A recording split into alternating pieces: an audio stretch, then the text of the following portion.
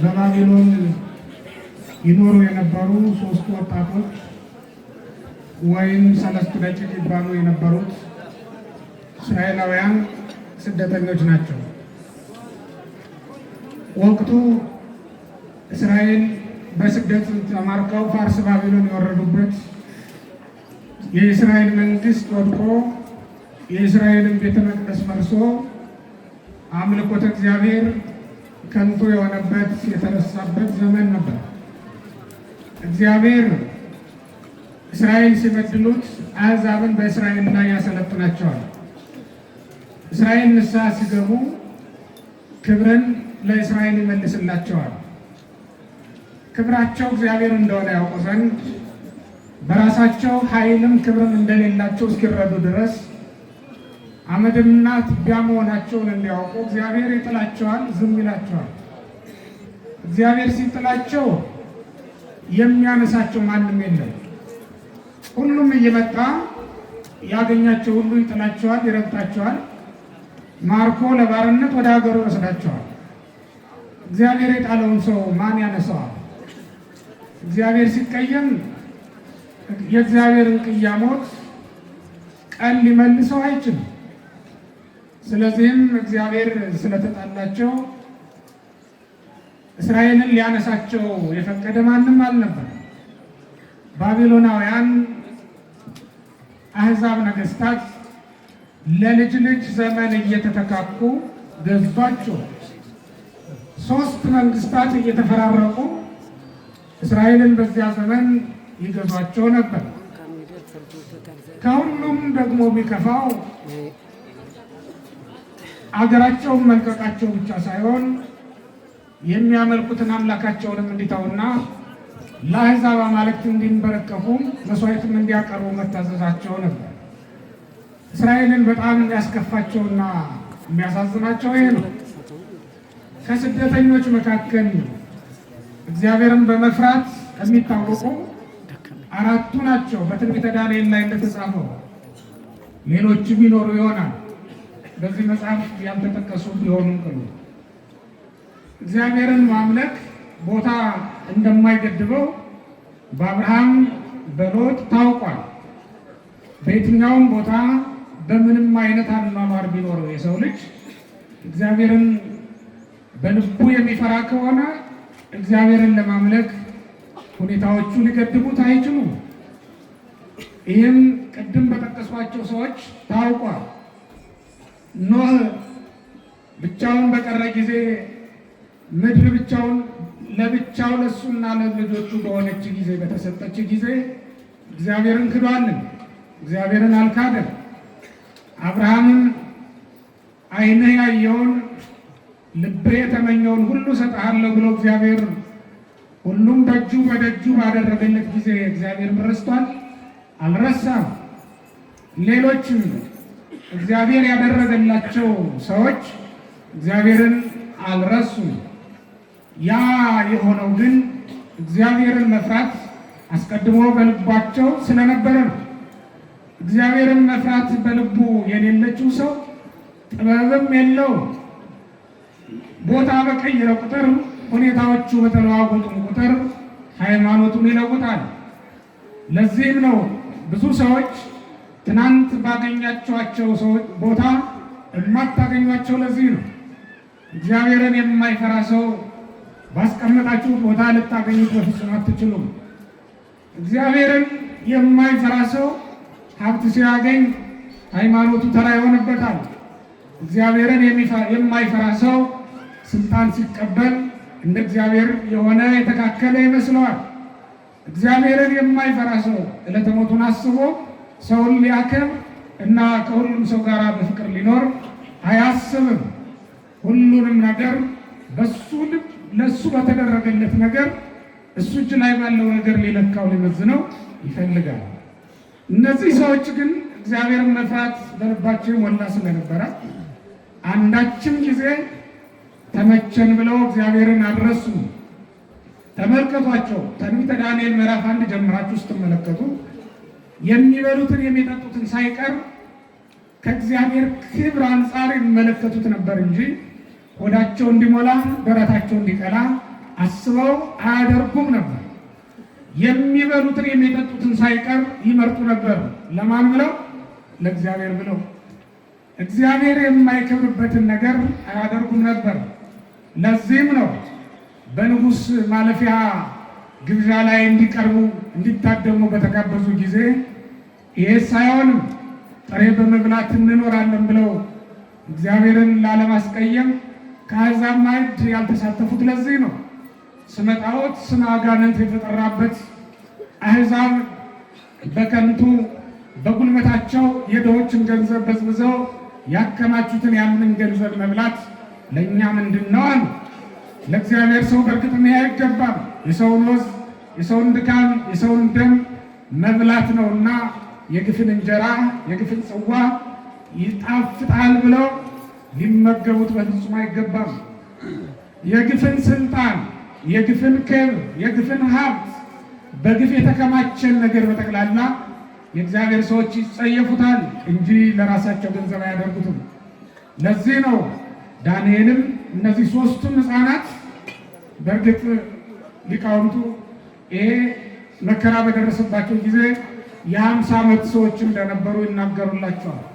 በመጀመሪያ ስማቸው ግን ሰለስቱ ደቂቅ ተብለው ይጠራሉ። ያው ትንቢተ ዳንኤል ምዕራፍ 1 ላይ ጎልማሶች፣ ወጣቶች ተብለው ተጠርተው ስለነበረ ያንን ስም በመያዝ ነው እንጂ በእሳት በተጣሉ ጊዜ የ50 ዓመት ሰዎች ነበሩ፣ ሶስቱም ማለት ነው። እነዚህ ሰዎች ለእግዚአብሔር ክብር የሚያክል ይቀኑ የነበሩት ሰውነታቸውን ከቤተ መቅደስ ከወጣችም እንኳን በኋላ ጠብቀዋት ይኖሩት የነበሩትን እነዚህን ሰዎች ሃይማኖታቸው በልባቸው ጸንታላቸው የኖረችው አስቀድመው በጥቃቅን ነገሮች ሁሉ ጠብቀዋት ስለነበር ጥቃቅን ኃጢአቶችን መቃወም ያልቻለ ሰው ታላላቅ ኃጢአቶችን መቃወም አይቻለው። በጥቃቅን በደሎች እግዚአብሔርን የሚያስቀይም ሰው በታላላቅ በደሎች ላለመበደሉ ምንም ማረጋገጫ የለው። ዲያብሎስ አስቀድሞ በትንንሽ ኃጢአት ሰውን ይፈትነዋል። እሺ ያለው እንደሆነ ትልልቆችን ደግሞ ያመጣለታል። ዲያብሎስ በትንንሽ ኃጢአቶች ያንን ያሰራና ደስ እንዲል ደግሞ ሌሎችን እንድትፈጽም ያነጋግርሃል፣ ያበረታታል። የቀጠልክ እንደሆነ ከእግዚአብሔር ይለያል ማለት ነው። ሰው ከእግዚአብሔር ከተለየ ደግሞ የሚያደርገውን አያውቅም።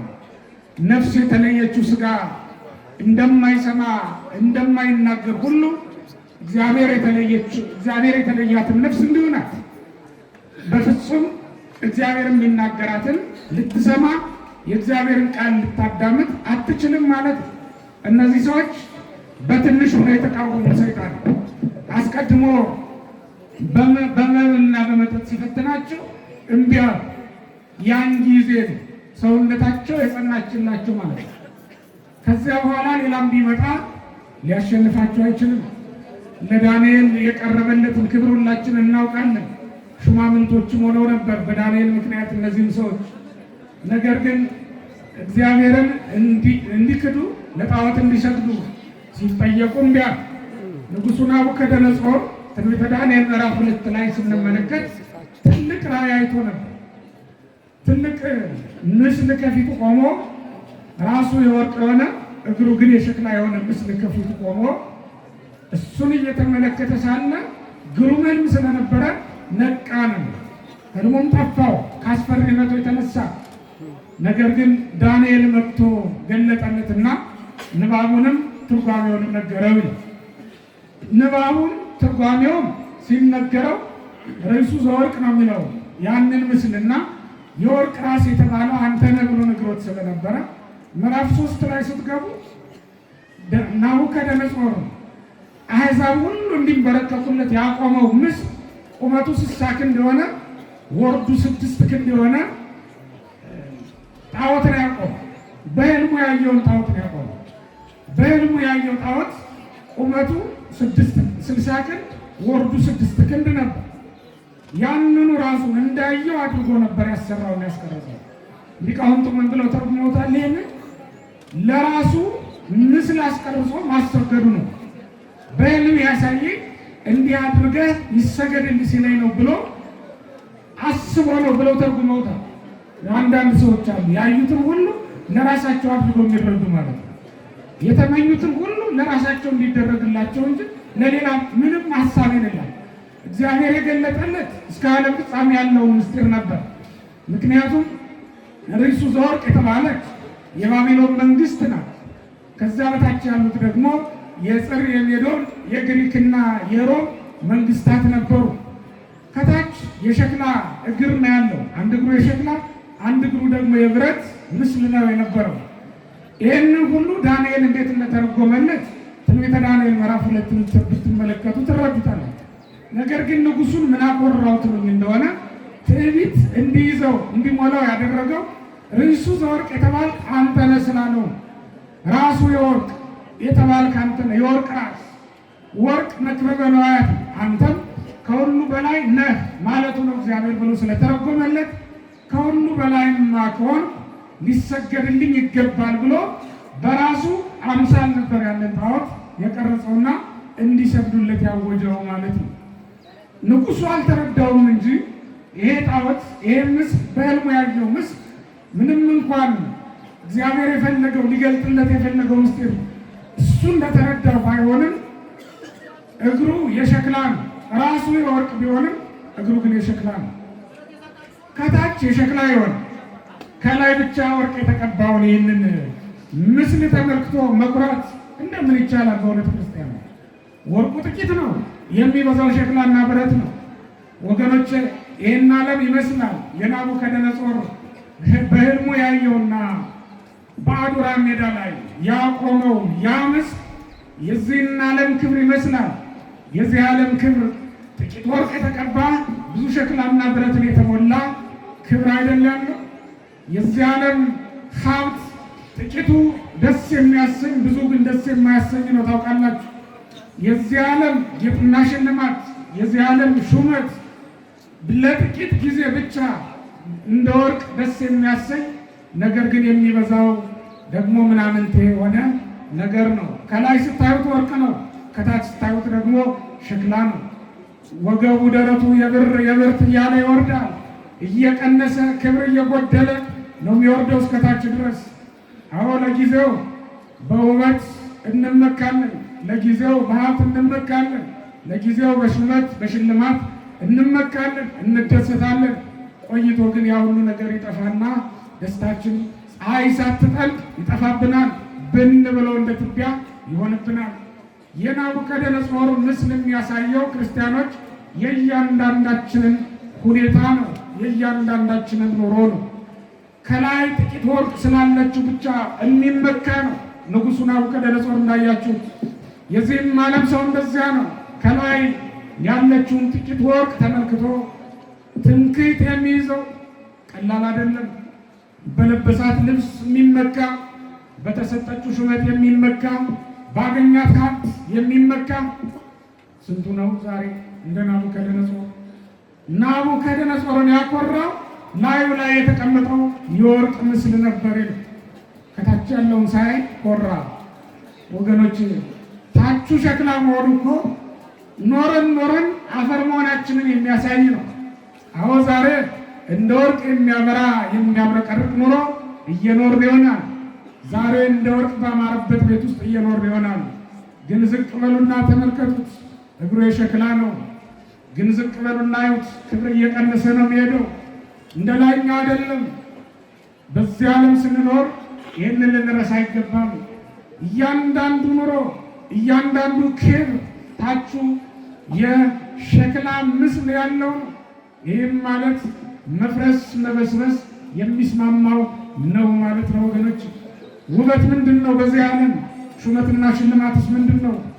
ክብር ሁሉ ባለጠግነትም ሁሉ ምንድን ነው? በእውነት ወገኖች እንደ ናቡከደነጾር ምስል ከረጅም ተራራ የተፈነቀለው ድንጋይ የነካው እንደሆነ ለቅጽበት ሳይቆይ ነፋስ ጠራርጎ የሚያጠፋው አይደለም። ናቡከደነጾር እኮ ካየው በኋላ ወዲያውኑ ከረጅም ተራራ ድንጋይ ተፈንቅሎ ፈጨው ይላል። ወዲያውኑ ነፋስ ጠራርጎ እንዳልነበር አደረገው ይላል። ሁሉም እንዳልነበረ ይሆናል። የነበሩት ነበሩ እንደ ዛሬ ያሉት ስለ ዘላለም ይኖራሉ እንደ ክርስቲያኖች። ለምንድን ነው ያለፉትን አስበን እንደምናልፍ ማናስበው እኛ? ለምንድን ነው የነበሩትን አስበን ዛሬ ባለንበት ዘመን ለዘላለም የሚያኖር ስራ የማንሰራው ለምንድን? ትምክህትስ በጽድቅ ነበር ወገኖቼ። መመካትስ በሃይማኖት ነበር። ከእሳት በሚያድነው መመካትስ በእግዚአብሔር ነበር። ችግር ቢመጣ ከፈተና በሚያወጣው በእግዚአብሔር ነበር። መመካትስ በአምላካችን ነበር። ለአንበሳ እንኳን ብንጣል ከሚባሉ አንበሶች አፍ የሚያድነን በሱ ነበር መመካትስ። የትኛው ነገር ነው የሚያስመካን? በየትኛው ነገር ነው የምንደሰተው ወገኖች?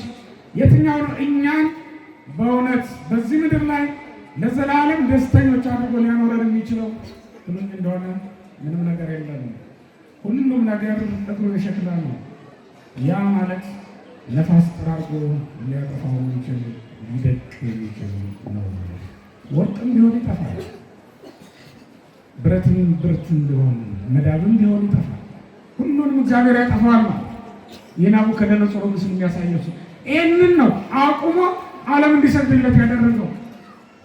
ከእነዚህ ሰዎች በስተቀር ደግሞ እውነተኛውን አምላክ የሚያመልክ ማንም አልነበረም። ነገስታቱ፣ መኳንንቱ፣ ሹማምንቱ ሁሉ የእምቢልታና የነጋሪት ድምፅ በተወሰነ ጊዜ በሰሙ ጊዜ ወድቀው ሰገዱለት። ንጉሱን አቆመው ምስል። ዓለም ላይ ስንት ነገር ታሰግደናለች ወገኖች። ለፈቃደ ስጋው የተገዛ ስንቱ ነው? ራሱን የሚያመልክ ስንቱ ነው?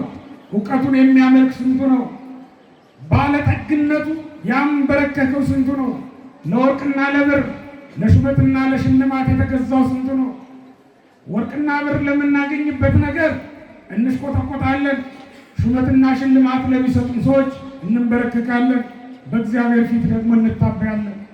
እግዚአብሔር ባወቀ በእውነት እግዚአብሔርን ደስ በሚያሰኝ አኗኗር የምንኖረው መቼ ነው ወገኖች?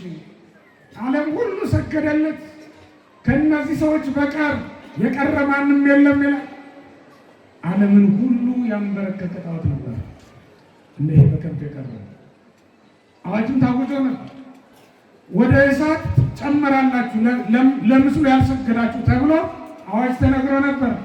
ያንን የፈሩ ሁሉ ለንጉሱ አዋጅ ተገዦች ነበር። ከዚያ ፍርሃት ወይም ከዚያ እሳት ሊያወጣ የሚችል አምላክ እንዳላቸው ያመኑት ሶስቱ ሕፃናት ብቻ ነበር። እነዚህ ሰዎች ቆርጠዋል። ከእጅ የሚያድነን አምላክ አለን ንጉሥ ሆይ ብለው ነው የነበሩ።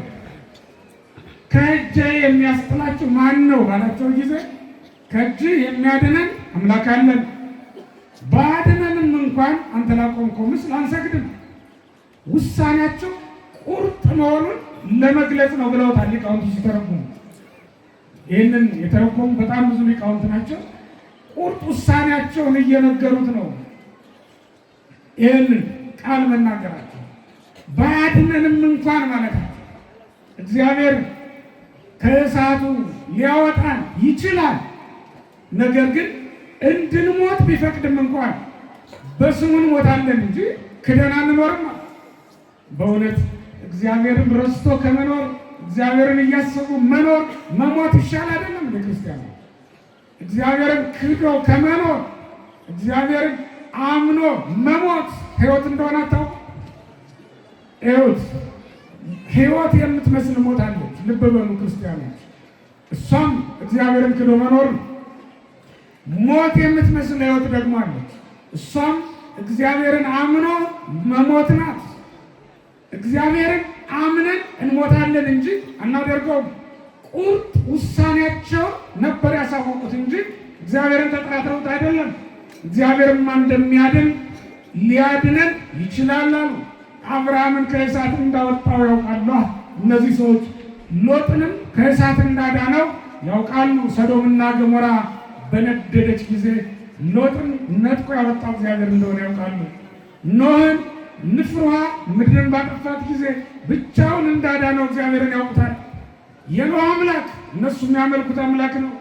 ስለዚህም ሊያድነን ይችላል አሉ። ምን ሊለን ይችላል? ሁላችሁም ተናገሩ። ምን ሊለን ይችላል? ሊያድነን ይችላል አይችልም? ይችላል። በእውነት ኃጢአት እየሰራን አራቅ ነው እንጂ እግዚአብሔርን በእውነት አሁን ከሚያስጨንቁን ነገሮች ሊያድነን ይችላል አይችልም? ይችላል አይችልም? በእውነት እኛ ትምክህታችን በጉልበታችን ስለሆነ በእግዚአብሔር መመካቱን ስለተው እንጂ እግዚአብሔር ከኃይለኞቹ ጉልበት ሊያድነን ይችላል አይችልም? ሊያድነን ይችላል። በእውነት እኛ ራሳችንን ረድተን መግበን መኖር እንደምንችል እያሰብን ለራሴን ያለውትን እኔ በቃዋለሁ እያል እግዚአብሔርን ረድኤቱን ስለማንተማመንበት እንጂ በእውነት እግዚአብሔር እኛን መመገብ ይችላል አይችልም? እግዚአብሔርን የሚያምን ሰው ይራባል? ንገሩኝ፣ ይራባል? ቅድስት ዓመተ ክርስቶስ ከቤቷ ስትወጣ እፍኝ ጥሬ ነው የነበራት። ስትሞት አላለቀም ነበር። በምድረ በዳ ለ40 ዓመት ነበረች። በምድረ በዳ ያችን እፍኝ ጥሬ እየበላች ኖረች። ያቺ እፍኝ ጥሬ የቤተ መንግስት ሰው ናት። ከቤተ መንግስት ይዛት የወጣች ያችን ብቻ ነው እግዚአብሔር እያበረከተላት ይዛት ኖረች። ያለቀችው እሷ የሞተችበት። እሷ የምትሞትበት ቀን መነኮሳት በዚያ አልፈው ሲሄዱ የተቀመጠ እህል አገኙ። ተቀመጡና ተመገቡት፣ አለቀ። እልፍ ሲሉ ሞታ አገኟት። ለካ እግዚአብሔር እንዲቀብራት ነበር ያመጣት። ተመልከት፣ እግዚአብሔር በእፍኝ ጥሬ 40 ዘመን ሰውን ማኖር ይችላል። ይችላል አይችልም? ይችላል አይችልም? በእፍኝ ጥሬ ማኖር ይችላል እግዚአብሔር። በብዙ የሚቆጠር ገንዘብ ስላለን አይደለም የምንኖረው። እግዚአብሔር ኑሩ ስላለን ነው የምንኖረው።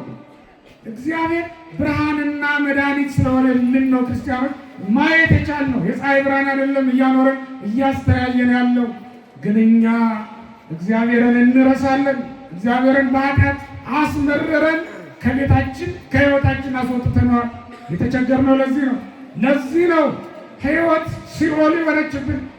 ለዚህ ነው እሳት ሳይነድ እየተቃጠልን ያለነው። ለዚህ ነው ገደል በሌለው ወድቀን ያለቅነው።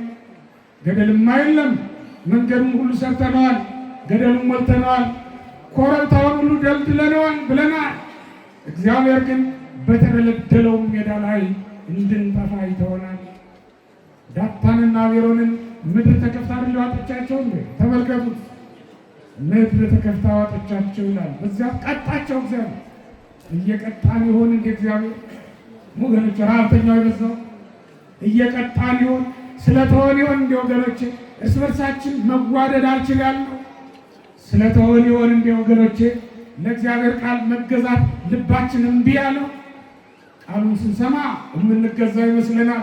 ከተማ ስንወጣ ደግሞ ይጠፋብናል። እዚህ ስንሆን እግዚአብሔርን አማኝ እንመስላለን። ከተማ ስንወጣ ደግሞ ያዙኝ ልቀቁኝ እንላለን። እዚያ እንጨፍራለን፣ እዚህ ደግሞ እንዘምራለን። እዚያ እንደፈለግን እንበላለን፣ እንጠጣለን።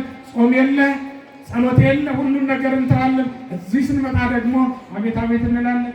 እዚያ ስንሄድ የምንለወጥ፣ እዚህ ስንመጣ ደግሞ እንዲሁ ለይምሰል ክርስቲያን የምንሆነው ለምን ይሆናል? ምናልባት እግዚአብሔር ስለተለየ ሊሆን፣ ረድኤቱን ስላራቀብን ይሆን? እንቅልፋችንን ማሸነፍ ያቃተን፣ ከወንድሞቻችን ጋር ተስማምተን መኖር ያልቻልን እግዚአብሔር በረድኤት ተለይቶ ነው። እግዚአብሔርማ ይችላል እኮ ወገኖቼ፣ ሊያኖረን ይችላል። እግዚአብሔርማ ያለ ሐዘን እንድንኖር ሊያደርገን ይችል ነበር። ግን እኛ ኃጢአትን አበዛናትና ሐዘንን በራሳችን ጊዜ ጨመርናት ወገኖቼ። ያለ ኃጢአት እኮ ሰው ሊኖር አይችልም። እውነት ነው፣ ሰው ስጋ ደካማ ነው። ግን እኛ በዛን የድፍረት ኃጢአት ሁሉን የጨመርነው የተሰወረውንና የስህተቱን ማተውት የድፍረት ኃጢአት ነው የበዛው። ሰው መግደል ዶሮ ከማረድ ጋር እኩል በሆነበት ዘመን የድፍረት ኃጢአት እኮ ነው የገዛን። ከድፍረት ኃጢአት ጠብቀኝ ብሎ ነበር ነቢዩ ዳዊት። እሱ እኮ ነው የገዛን። አዎ ሰው ነንና በብዙ ነገር ልንሸነፍ እንችላለን። ያንን አይደለም እያልኳቸው ያለሁት፣ በድፍረቱ ነው። አዎ ሰውማ ከሰው ይሰርቅ ነበር ድሮ። አሁንማ ከእግዚአብሔርም የሚሰርቁ ሰዎች ደግሞ በዙ። አዎ ቤት ለቤትማ ነበረ፣ አሁን ደግሞ ከመቅደሱ ነው። ያውም አዩኝ አላዩኝ ብሎ አይደለም፣ በአደባባይ ነው። አሁን መታየት እንጂ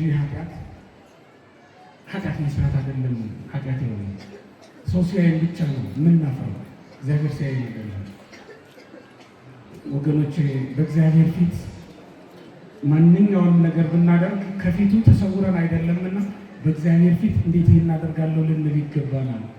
እንደነዚህ ሕፃናት እንደነዚህ እንደ 3 ደቂቅ ተመልከቱ። የሚኖሩ በባዕድ ምድር ነው። ምክንያት አላቸው። ኃጢአት ለመስራት ጣዖት ለማምለክ የሚኖሩ በአሕዛብ ሀገር ነው። ቤተ መቅደሱ ፈርሷል። አገራቸው ፈርሳለች። ተማርከዋል።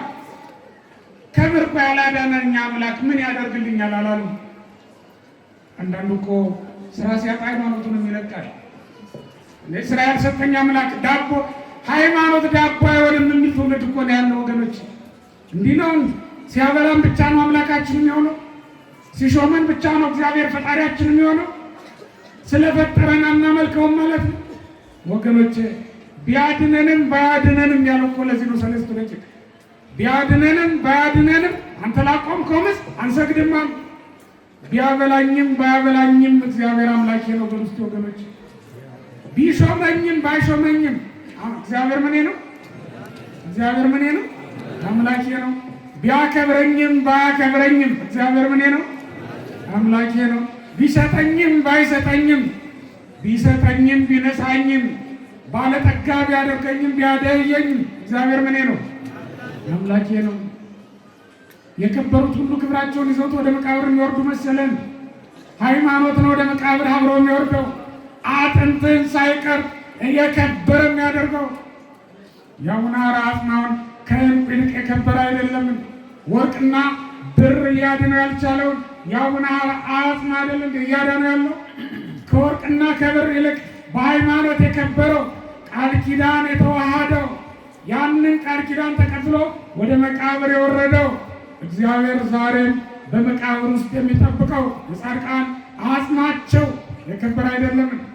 የተክለ ሃይማኖት አጽሙ ያረፈበት መቃብሩ ያለበት ስፍራ በእውነት የቀደሙት ነገስታት ወርቅና ብር ከቀበሩበት ስፍራ የሚበልጥ አይደለም። ተመልከቱ፣ የነገስታቱ አጽም አለ። አንዳንድ ቦታዎች ላይ ዝም በዳጋ ስትሄዱ አለ። የቅዱሳን አጽማቸው አይደለም። መቃብራቸውን ዳሰን ጋኔን እናወጣበታለን፣ ደግሞ እንፈውስበታለን። በዚህ ዓለም ወርቅ ለብሰው ይኖሩ የነበሩ የነገስታቱ ግን ምናልባት ከአንዳንድ ከቅዱሳኑ በስተቀር ቅድስና ከንግስና አስተባብረው ያዙ አሉ። ያንን እያልኩ አይደለም። ወይን ሲጠጡ፣ ጠጅ ሲጨልጡ፣ ጮማ ሲቆርጡ የነበሩት ሁሉ አጽማቸውን ቢዳስሱት የሚያድን አይደለም። ታዲያ እየሞተንም እንኳን በእግዚአብሔር ጥበቃ ውስጥ እንድንኖር የሚያደርገን ሃይማኖታችንን ለምንድን ነው? ተመቸኝ ብለን ለምንድን ነው የምንተው ወገኖች? ሰዎች የወደዱትን ለማድረግ ብለን ለሰዎች ብሎ እኮ የሚኖር በጣም ብዙ ነው ያለው። እነዚህ ሰዎች ግን አናደርገውም ነው። ቢያድነንም ባያድን አናደርገውም። ለዚህም ነው እሳት ውስጥ ሲጣሉ እግዚአብሔር አምሯቸው ነበር። የጣሏቸው መጽሐፍ ቅዱስ የሚናገረውን ተመልከቱ። ጎበዛ ከወታደሮቹ መካከል ጎበዞቹ ተመርጠው እንዲጥሏቸው ታዘዙ። እሰሯቸው፣ ጣሏቸው ተባሉ። ከነሰናፊላቸው ለዘው አላለቦ እንዲገሉላቸው ብለው ነው። ቀሚሳቸው ካባቸው አልወለቀም። አላለቦ ቶሎ እንዲገላቸው እሳቱን እንዲያቀጣጥለው ከነ ልብሳቸው አስረው ጣሏቸው። አጣደፏቸው። ተመልከቱ። ልብሳቸውን እንኳን እስኪያወልቁ ድረስ አላቆዩቸው። ፍጥነታቸውን ተመልከቱት። የጣሏቸውን የእሳት ወላፈን እየለበለበ ጣላቸው። ገና ሳይገቡ የተጣሉትን እግዚአብሔር ሰወራቸው። የጣሏቸውን ግን እሳቱ አቃጠላቸው። ክብርና ምስጋና ለእግዚአብሔር ይሁን። ያመለኩት አምላክ ኃይሉን ገለጠ። ልብ በሉ። እንዲያውም እሳቱ ከበላቸው በኋላ አመድ ሆኖ ይሆናል አለና ንጉሡ በሰገነት ላይ ሆኖ ሲመለከት ምን አየ? 4 ሰዎች የተፈቱ ሆኖ በእሳቱ መካከል ይመላለሳሉ። የጣሉ 3 ሰው ነው። ንጉሡ ገረመው። የእሳት ውስጥ የሚመላለሱት ግን 4 ሆነው ነው። እንዲያውም 4ኛው ደግሞ የእግዚአብሔርን ልጅ መልክ ይመስላል ብሎ ተናገረ። 4ኛው መልአኩ ገብርኤል ነበር። ለካ እነዚህ ሰዎች ሲመላለሱ ነው ያለው ናቡከደነፆር። እየዘመሩ ነበር። የባረክዎ ሁሉ ግብረ እጅ ለእግዚአብሔር እያሉ ፍጥረት ሁሉ እግዚአብሔርን ያመሰግነዋል። ፀሐይና ጨረቃ ያመሰግኑታል። ቁር ብርዱም ሌሊቱም መዓልቱም እግዚአብሔርን ያመሰግነዋል። እያሉ እየተቀኙ ነበር። 33 መዝሙር የዘመሩት እዚያው ውስጥ ሆነው ነው። 33 መዝሙራትን ዘምረዋል እዚያ እሳቱ ውስጥ ሆነው ማለት ነው። ምስጉን ነው የተመሰገነ ነው እያሉ በዚያ በእሳቱ ውስጥ ይዘምሩ ነበር ማለት ነው። እነሱን የረዳ እግዚአብሔር ሁላችንንም ይርዳል። መልአኩን ልኮ በዚህ መልኩ ሊያድናቸው ስለፈለገ ባጭሩ ትንሽ ምስጢረ ሥጋዌን ነግሬያችሁ ልጨርስ። አራተኛው የእግዚአብሔር መልክ ይመስላል ነው የተባለው። የእግዚአብሔር ልጅ ተብሎ የተጠራው በኋለኛው ዘመን ሁላችንንም የሚያድነን አምላካችን ኢየሱስ ክርስቶስ ነው። የባቢሎን ምድጃ፣ የባቢሎን የገሃነመ እሳት ምሳሌ ነው። ሦስቱ ሕፃናት ደግሞ አራተኛው ነው የእግዚአብሔር ልጅ መልክ የሚመስለው ገብርኤል የሚባለው መልአክ ነው ያዳናቸው። ሦስቱ ሕፃናት በሦስቱ ክፍለ ዘመን የነበሩትን በዘመነ አበው፣ በዘመነ ነገሥት፣ በዘመነ መሳፍንት የነበሩትን የሰው ልጆች የሚወክሉ ናቸው። በሦስቱም ክፍለ ዘመናት የነበሩትን ሁሉ ሊያድናቸው እግዚአብሔር ወረደ፣ ከድንግል ተወለደ። የሰው መልክ ይዞ የእግዚአብሔርን ልጅ ይመስላል ነው ያለው ንጉሡ። ተመልከቱት፣ የእግዚአብሔር ልጅ በሰው መካከል ተገልጦ ሰዎችን ከዘላለም እሳት አዳነን። ከኃጢአት ማሰሪያ ለመጀመሪያ ጊዜ ፈታን።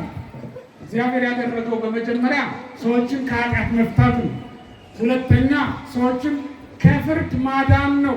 ሶስተኛ ከገሃነም አውጥቶ ወደ ገነት ወደ መንግሥተ ሰማያት መውሰድ ነው። ያንን ያደረገልን እግዚአብሔር። የሚገርመው እነዚህ አራቱንም ውጡ ባላቸው ጊዜ ተከትለው ብር እያሉ ሲጥሏቸው ሰዎች ነበሩ የጣሏቸው። ሲወጡ ግን እግዚአብሔር ራሱ አወጣቸው። የሚጥሏችሁን ሰዎች እስኪገርማቸው ድረስ ወገኖች ቢጥሏችሁ እንኳን እግዚአብሔር እንደሚያነሳችሁ የምታምኑ ከሆነ የጣሏችሁ ሰዎች ዓይናቸውን እያየ እናንተ ከጉድጓድ ትወጣላችሁ፣ አትጠራጠሩ። ብናምን በእውነት የጣሉን ሰዎች አይኖሩም፣ እኛ ግን እንኖራለን። ብናምን በእውነት ክርስቲያኖች የምናመልከው አምላክ ከጣሉን ሰዎች በላይ